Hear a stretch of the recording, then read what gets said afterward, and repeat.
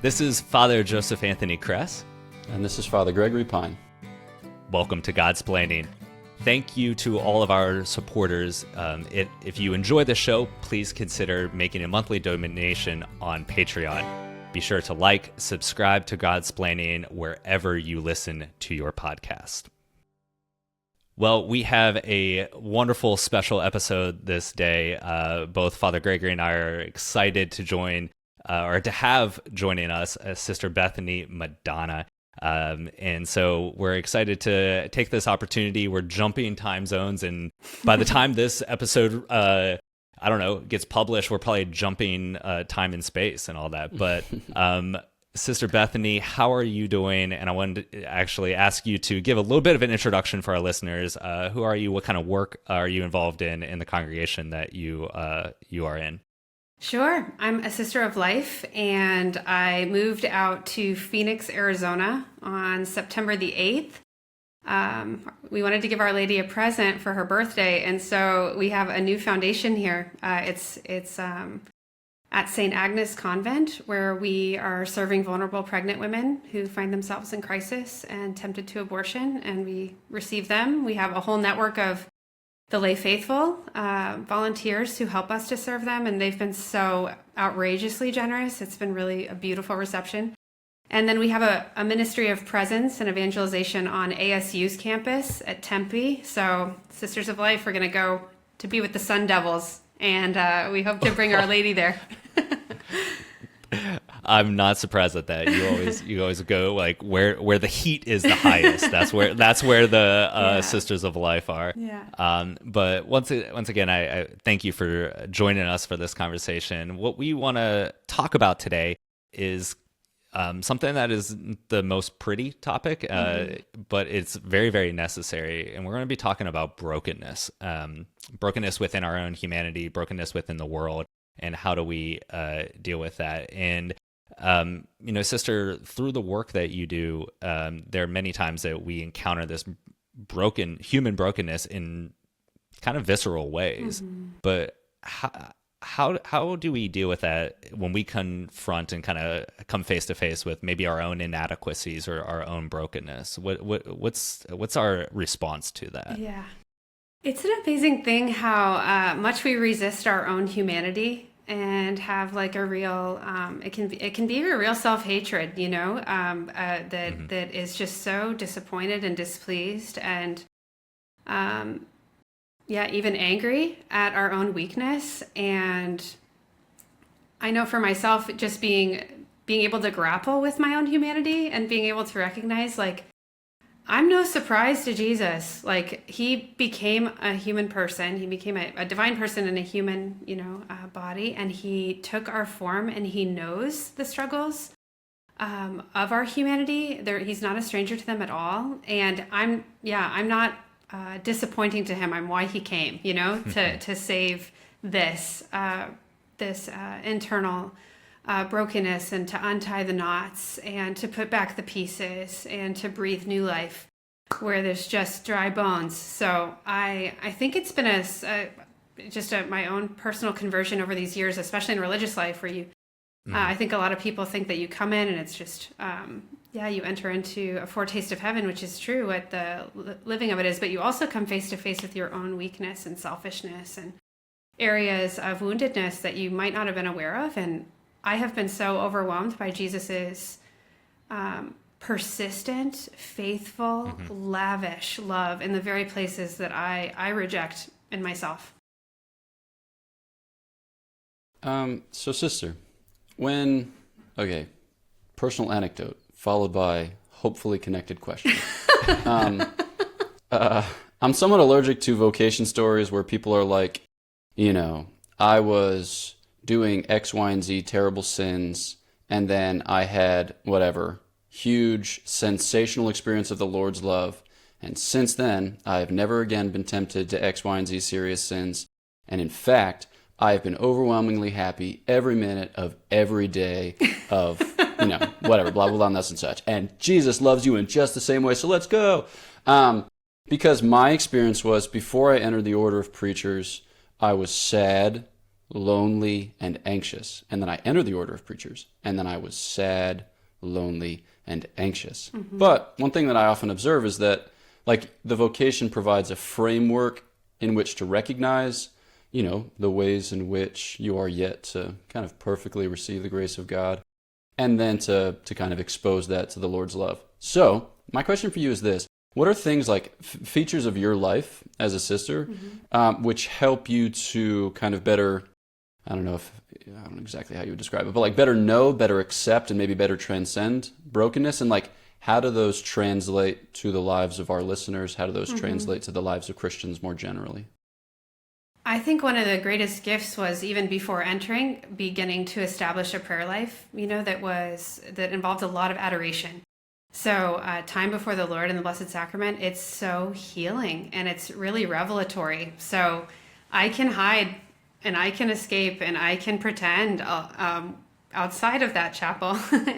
And even inside you can have guards up. But I know even before I entered, I was aware of places where I wanted to grow and I wanted to heal. I mean, anyone coming out of this culture needs to be healed of so many things. We've been really exposed to a lot that wasn't even of our own seeking or our own desire. So I would say that having that foundation of prayer and knowing that I could come before Jesus and let him look at me and let him see me and let him speak into what I was grappling with, or areas of my own heart where I knew I needed to mature, just to become leave behind something of my adolescence, or something that was a habit, or just a lack of generosity perhaps. And so once you enter religious life, I can only speak for myself, because we have these structures of prayer, and because we have the support of formators and superiors who can give us real feedback and real encouragement and real inspiration to strive for greater virtue. I definitely felt like it has. And again, it's like you're saying, Father, it's ongoing. Like, that's part of the human condition, that it's ongoing conversion, it's ongoing healing. And so it's letting Jesus love me and letting him teach me and letting him form me, and not making it my own work. Because I think too, there's a temptation there of like, putting on like the hard hat and a light and like going in to do the excavation dig. And it's like, if the Lord's not, bringing it forward, I don't have to fix myself. He'll he'll bring about my conversion, and he does it in really creative ways. So I hope that helps a little. I think that's the part of the joy, is seeing like the creativity of the Lord to heal. Yeah. And like we see, or we have this false expectation of what we think holiness looks like, or what we think a fidelity looks like. Oh, I'm a faithful Catholic, it means I'm doing these things, or what piety is, or maybe even at the core, like what healing looks like. But the Lord really is truly creative in the best sense, because creativity is an act of the divine, and he can creatively heal these ways in ways that maybe is unexpected. And I think that's what your life and how you serve the young women that you serve, and I've seen it definitely in campus ministry, is those unexpected moments which can be shattering, life-changing. A young woman finding out she's pregnant, students who have total failures in their classes, or those kind of moments of maturity that really cut deep. And so I think how do we trust the Lord through that process when it is so earth-shattering, and these like individual moments just change the course of everything that lies ahead? Like, how do you help somebody, like, what does that look like? Trust is a really critical thing. And I know even from, praying the litany of trust, there's like 29 invocations. Like trust isn't really explicitly even outlined in the catechism. So trust is like faith and love and hope and dependence and vulnerability. And like, what is trust? How is it defined? How does it look? Trust is very specific. So how do I trust the Lord? It does require a real surrender of self and a real acknowledgement. I can't surrender myself to someone if I don't think they're good. So, and I might not surrender myself if I don't think I'm good. So there is a need almost to be able to acknowledge like the goodness of God and his providence, and that he's for me, and that I'm good, and that he made me with the intention of blessing me and loving me and sharing his life with me. So he's not against me. He's not like disappointed in me. He's not punishing me, which is what the enemy would love to suggest all of those things to us, because it makes us feel very far from him and very unworthy of him and often even angry at him. So the enemy will weave in lies that need to be rejected so that we can proclaim and exclaim and kind of embrace the truth that he's a good father, and he's madly in love with each of us, not in like, I love all of you humans and like the ant pile of humanity that I look down upon. Like, it's like, I know each and every one of you. Like, I know the hairs on your head. I mean, that's so outrageous to say that. It's like, I know. Jesus was trying to just say, like, how else can I say it? I know everything about you, and that isn't frightening to me. Like, that's actually like a joy for me to have that kind of intimate knowledge of you, and I actually want you to have that intimate knowledge of me. So I would say if someone's like experiencing something really shattering, the temptation sometimes can be to like go into a hole or go into, the fetal position, or hide or blockade my heart in such a way that no one's coming in. And really the opposite is necessary, to be vulnerable and to open myself and to show myself and to express myself to the Lord. He can handle it. He can handle all of our emotions. He actually knows what the experience was, and he is using it in some way, even through his permissive will, for our good and for our sanctification. So, yeah, and especially with a crisis pregnancy, if you don't mind my speaking into it, sometimes women are No, have this experience, and they're like, oh my gosh, I can't believe this happened to me. And it's almost like the Lord is showing her in some way, like, I'm here in this circumstance. I'm here in this situation. And actually, I trust you. And I want another to experience your love. And I think it's good. And I want better for you and more for you. And so here's a treasured gift I'm entrusting to you. And so that takes time, obviously, for a woman to receive that, because, the concept of being a mother can be so shattering to her identity. But to recognize, too, that the Lord is present and loving and wanting to provide in that circumstance. Sister, I've heard you speak maybe once or twice, I think twice, at Seek and at SLS, and I was just really impressed by the way in which the stories that you told illuminated the points that you were making, or the way in which you were trying to communicate to those present, like how God loves and the particular ways in which God loves. So I'm going to set you up here, and then I'm going to talk a little bit, and then I'm going to come back. Okay, so I'm interested in maybe some experiences that you've had of how God permits something difficult or something broken in order to like kind of pull out of it or draw forth from it something yet more glorious. And the reason I'm thinking about this is because you describe God's providence and God's permissive will. And St. Thomas will talk about how God isn't a cause like we're causes, because oftentimes the way that we cause things is we see something and it's not yet perfect, right? It's not optimal or maximal. And so we immediately try to make it better. Yeah, like you see somebody who's in pain and you're like, let me remove the source of your pain. Let me, tend to your wounds. Let me patch you up. Let me do whatever, which is a good instinct given who we are and what we do as causes. But he says, God isn't just one particular cause. God is the universal cause. And because he's provident, he's orchestrating all of this so that it redounds to his glory, not to run roughshod over our freedom, but really to perfect our freedom. And so he'll say things like, he'll permit us to depart from his will and transgression, only to return us to the heart of his will by the exercise of mercy. So I think that, like in my own experience of life, sometimes I feel like in the midst of difficulty, I feel as if this just needs to be fixed, all right? If God has a plan for it, that plan is just too terribly obscure for me to sympathize with, and so I need to be about the business of fixing. I need to be about the business of arranging. But then, subsequently I come to discover that God's plans were for glory, that he loved my destiny more than I in fact did, and was far more competent to bring that about.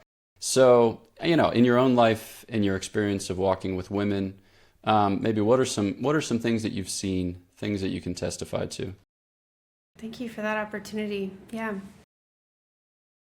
I mean, in our missions, it's like a whole reel of different miracle stories. I feel like it's a miracle story every day. You have women who,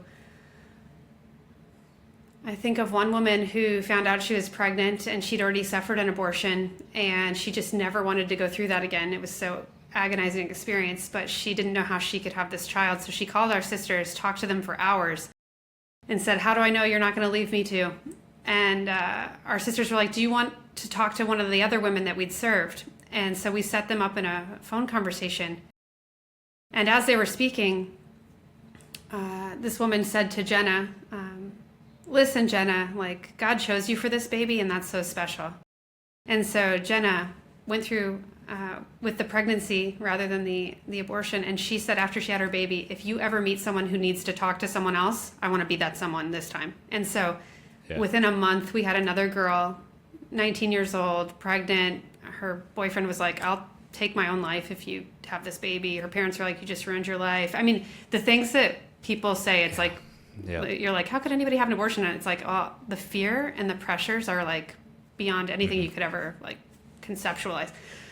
But anyway, we were like, Jenna. And so we had Jenna call this new young woman, and Jenna said, "Listen, I've made both decisions and not a day goes by I don't think of that first baby." She's like, "Do not do this according to what everyone else is telling you, because they move on the next day and you live with it. You have to go with your heart." And so this new young woman discerned placing her child into an adoptive family. So this is just one small vignette of how our own experiences, our own pain, our own sin even, once it's given to the Lord, once we've experienced mercy and healing, we actually have a new authority when we're talking to others because we've been through a journey. So those who struggle with alcoholism and have been through AA, ministering to others who are struggling, those who are in Al-Anon, who have parents who struggle with alcoholism, and they can minister to each other because they're willing to look at the hard things and they're willing to do the steps. Those who struggle with pornography addiction and get an accountability partner through Covenant Eyes. I even think about Life-Giving Wounds. It's a group of adult children of a divorce out of the JP2 Institute, and they are hosting retreats and encouragement to children who suffered a divorce in their family and are now adults and desire to live the beautiful gift of marriage, but are hesitant and reticent and feel like they're limping. So I just see so many glorious scars. I just feel like the wounds of Jesus are beautiful and brilliant, and he still has them. That's unbelievable. That the Lord would appear in his, resurrected body with wounds still. I mean, you can be like, "No, Jesus, like erase it all. Like, let's just forget this all ever happened." And he's like revealing to us, no. There's like such purpose. There's a beauty to this, if like that's the glory of redemption and mercy, that mercy can heal,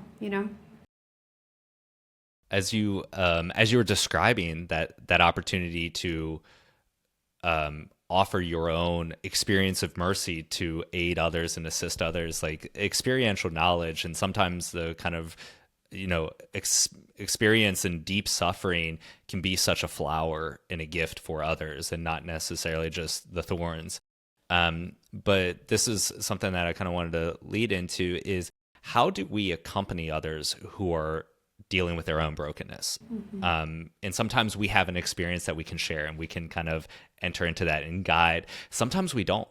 Right. Sometimes we haven't gone through that experience. And so we talked a little bit about how we kind of confront our own brokenness and understanding it in connection with the Lord and how he has suffered and the wounds that he has, but the redemption that happens through that, and it's drawn into his glory now. And the reality that we even talk about it as the glorious wounds of the Lord, which that is an oxymoron and just like a dumbfounding phrase that we just throw around like it's nothing.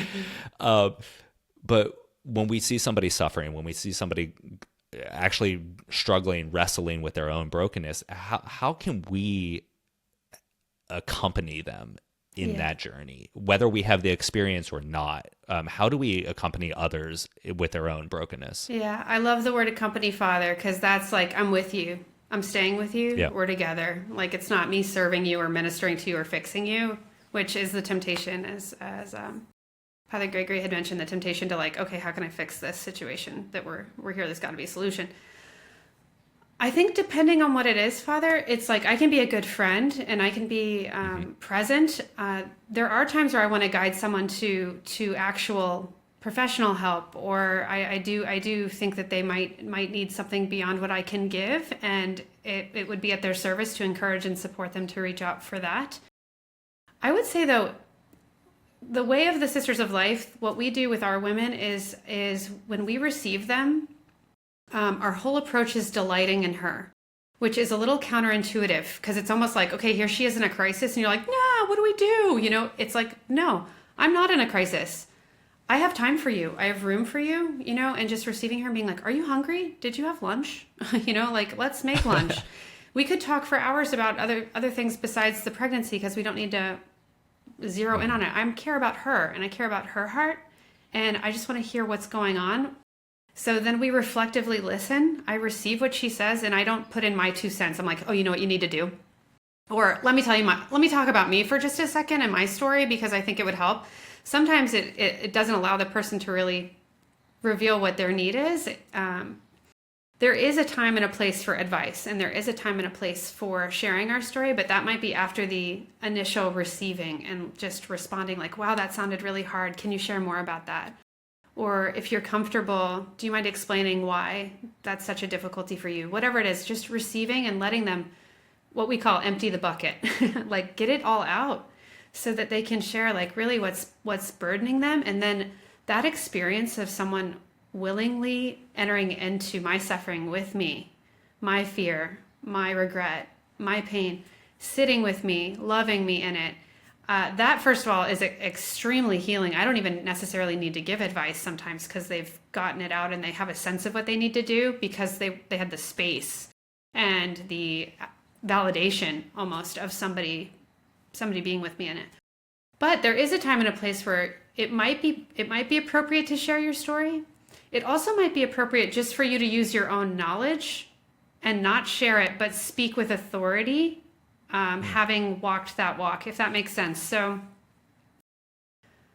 it might not be helpful for them to know that you have a similar experience, or that something even more painful happened to you. That might throw them off, or suddenly they don't know if they're supposed to minister to you, you know? So I think just speaking from your own experience of like, wow, I know how painful this is, and sometimes the experience is shame or betrayal or hatred or whatever it is. And maybe I'll just say like, wow, do you sense in yourself like just a bitterness at feeling betrayed in that way? And they're like, yeah, that's exactly what I feel. And they're not really sure how you knew that, but I don't need to go into like, well, one time I was totally betrayed. So, you know, again, it could shift the conversation. So yes, I use my own brokenness to speak words of comfort and words of affirmation, and sometimes words, you know, with a directive, like you need to do this, or you need to speak to this person, or I really want to encourage you to this, but I don't necessarily have to say where that's coming from. So I don't know how to express this well, but I'll just express it less than well. I think in you know, many of our experiences, it's rare that we'd be in a position where we're counseling a woman regarding, you know, whether or not she should keep her baby or etc. It's often more like we're talking to friends or coworkers, and those friends or coworkers are expressing whatever trial or difficulty or sorrow in life. And I think, I'll speak for myself. I sometimes catch myself like kind of judging or feeling critical towards the other person, insofar as in my mind, I'm drawing lines of causality between what they're presently experiencing and their attitude or their comportment or their behavior or whatever it is. And so in my mind, I'm just kind of operating within the ambit of justice. I'm like, yeah, of course. No surprise there. Say more. You know, it's like, but, you know, Father Smug Pine doesn't actually help anyone or anything. And I find, too, that, like, if ever the person's difficulty involves me, right? If it ever is kind of assigned to me, even, you know, like mildly as blame, that I'm even more, Defensive. in addition to the judgment, I'm defensive, right? So now I'm on the offense when it comes to assigning blame, because if I assign blame to you, then that buffers me from actually assuming any of it myself. So my question, if I can formulate one, is, like what you describe, it sounds like it entails, like you said, listening, kind of like posing helpful questions, be like affording a place in which for the other to reflect, to draw her own conclusions, things like that. But it sounds like it involves like just a high degree of empathy and an incredible capacity to check your own ego. For those of us who would be less adept, less skilled, speak into that. Maybe like give me some hope that I will not live the rest of my life as Father Smug Pine. I don't think that's how you're living right now, but I'm grateful for the example. I'm really grateful. No, again, it's like we bring our own baggage into any conversation that we're in. So I'm really grateful for this thought about how to check my ego. There is something there of like, even if someone's accusing me or blaming me or angry at me, there's almost like this pause internally of like, this isn't about me in some very real way. And I want to be part of reconciliation, or I want this to clear up. So I want to receive it, whatever it is. And I don't have to answer right away. And I think that's also really important if it is somebody venting directly to me. I want to be able to say, thank you for sharing this. I wasn't aware of this. I had no idea that this was affecting you in that way. And I would really love to have some time to think about it and come back to you. I think the judgments that we can make, like God gave us our reason, and obviously justice is very strong in all of us. That's from childhood, mine and not fair. And, that's deep. So I guess it's being able to, while acknowledging internally, like, I bet that is because of this. And had they not gotten in that relationship, or had they not gone to that place, whatever, this might not have happened. That's kind of neither here nor there in the moment. Because what I'm doing is, it did happen. So there's almost like a surrender and humility of like, I can't change what happened, even if I think I can figure out how it happened. So I have to just receive it in the moment and know that God has a plan forward. So although some of it might need to be addressed, like behaviors and the crowd that someone's hanging out with, or, their relationship or their dynamic within their family, some things need to be addressed, but often that takes a little bit more time, and you can go back to it. Now that I'm aware that that's your situation, I'll revisit that, and I'll remember that I wanted to revisit that, But it might not be right now that even needs to be broached, For example, again, we meet one-on-one with college students. So if a college student comes to us and she shares something that's really difficult, I want to receive everything, and I want to see what's most poignant for right now. But I might remember, like, she's not ready for me to go there, but we need to go there eventually. I might wait a month. I might wait 6 months. If it's not urgent, or there isn't like, if someone's life isn't in danger or something, but if it's something that I hope she'll come to on her own, I might try and guide her there. And if she doesn't come to it on her own, I might find a really charitable way and patient way to bring it to her attention and offer it to her as an invitation of something to bring to the Lord, or something to look into and see in her own heart where that's coming from. Sister, we're kind of coming to the close, and I feel like we can continue to just add and dig deeper with a little miner's cap. But it's the light of Christ that's shining. That's what's leading us.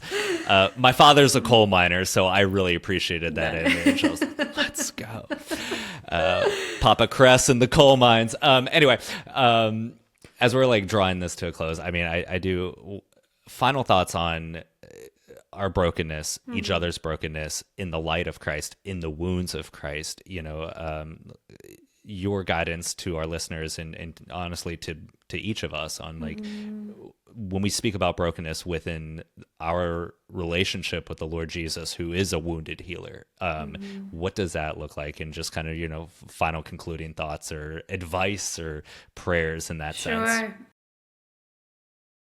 Yeah.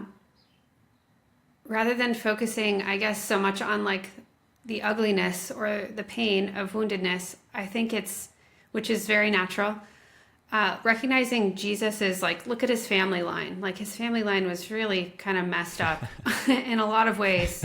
And he entered into the human family with a lot of issues. And then when you look at him in the Gospels, he is like a magnet to woundedness. He loves the brokenhearted. He wants to set captives free. He wants to give sight to the blind. Like he doesn't even necessarily need to know. He wants to hear from you too. Like, what would you like me to do for you?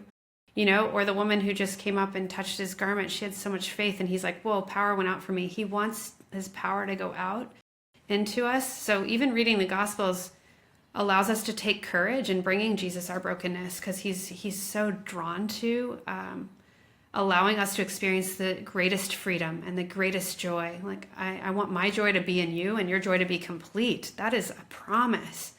And yeah, it's a journey, but I'm not on it alone. And there are others who will walk with me, and the Lord will provide that as well in friendships, in, you know, counselors and trusted mentors and spiritual mothers and fathers if I need that. So I would say be not afraid of your own brokenness, and be not afraid to bring that forward to Jesus for his healing touch. Thank you. Thank you again to all of our supporters. If you'd like to tithe to our work, check us out on patreon.com/Godsplaining. Follow us on Facebook, Twitter, and Instagram. Like, subscribe. Leave us a 5-star review. I think this episode's worthy of a 5-star, but that's my own advice there. Visit godsplaining.org to shop our merchandise and get dates for upcoming events that we will be having. And once again, thank you so much to Sister Bethany Madonna for joining us on this episode. Please support her in the mission in Phoenix, support the Sisters of Life and all the great work that they do, and offer up a few extra prayers, a few Hail Marys for all of them. And from all of us friars, thank you so much. You are in our prayers. God bless you.